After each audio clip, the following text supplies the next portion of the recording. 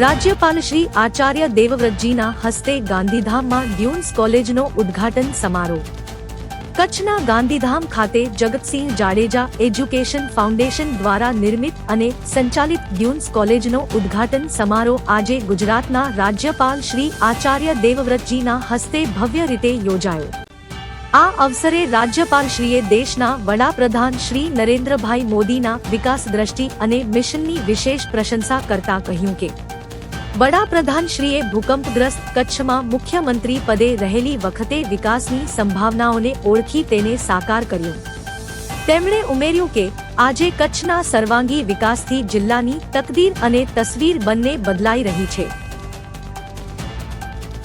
રાજ્યપાલશ્રીએ વિશ્વના સૌથી મોટા સોલાર પાર્કના નિર્માણ દ્વારા કચ્છનું ગ્રીન ઉર્જા ક્ષેત્રે વૈશ્વિક કેન્દ્ર તરીકે ઉદય થતું હોવાનું પણ જણાવ્યું।